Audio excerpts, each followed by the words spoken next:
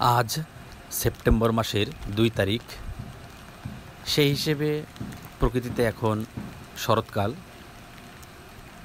যদিও বর্ষার পরিপূর্ণ রূপ আমরা দেখতে পাচ্ছি, কারণ পদ্মা নদী প্রায় পরিপূর্ণ, দুকুল ছাপিয়ে যায়নি যদিও, তবুও পরিপূর্ণ।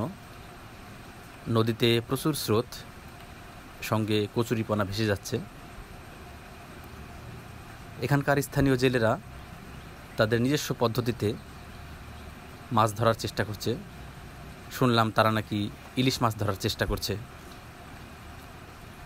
পদ্মার ইলিশের একটা ভিন্ন স্বাদ, ভিন্ন গন্ধ আছে, এটা আমরা জানি।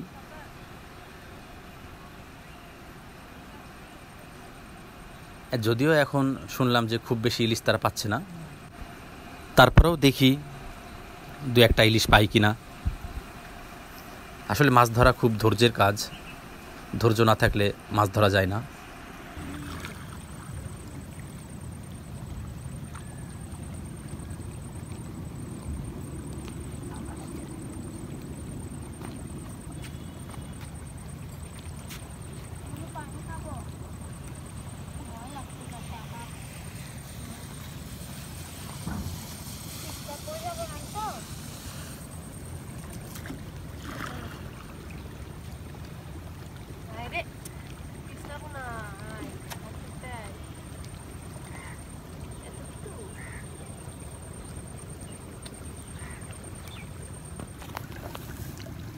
আরে ভাই, তো দেখছি ছোট্ট একটা ইলিশ পেয়েছে।